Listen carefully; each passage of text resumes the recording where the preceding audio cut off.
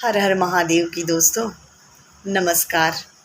उम्मीद करती हूँ कि आप सब लोग बहुत अच्छे होंगे। आज मैं आप लोगों का ज़्यादा समय न लेते हुए एक फ़नी दामाद जी की कहानी सुनाती हूँ। एक गांव में एक दामाद जी थे, तो सोचा बहुत दिन हो गए ससुराल घूम आऊँ। वो अपना कपड़ा वपड़ा पैक किए, खूब बढ़िया से तैयार हुए, परफ्यूम लगाए और ससुराल के लिए निकल पड़े। ससुराल पहुँचे, दरवाज़ा खटखटाया। अंदर से सासू माँ आई, गेट खोली और बहुत खुश हुई, आइए आइए दामाद जी बैठिए। फिर दामाद जी के लिए चाय नाश्ता इत्यादि आया, दामाद जी किए। फिर भोजन का वक्त हो गया।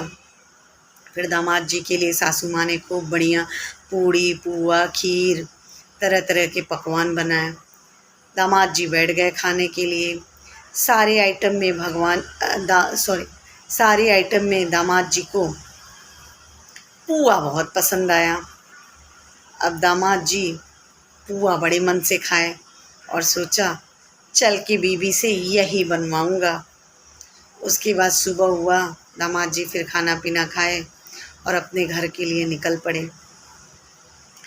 फिर घर पहुँचे दामाद जी, दरवाज़ा खटखटाया, बीवी दरवाज़ा खोली, दामाद जी अपने घर पहुँचे, चाय नाश्ता किए, उसके बाद खाना पीना खाए।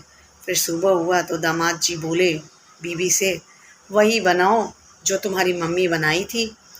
तो बीवी बोली, क्या मेरी मम्मी बनाई थी? उसका कुछ नाम भी होगा।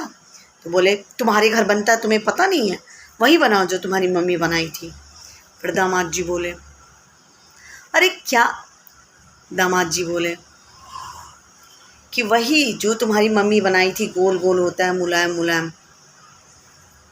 फिर बीबी ने कहा, क्या उसका नाम होगा? फिर दामाद जी बोले, गुस्सा मत दिलाओ, बोला ना जो तुम्हारी मम्मी बनाई थी वही बनाओ। फिर उसके बाद बीवी बोली कि क्या उसका नाम बताइए तभी तो मैं बनाऊंगी।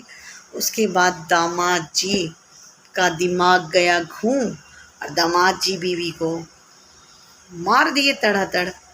फिर बीवी का मुंह फूल गया, अगल बगल ये बात फैली।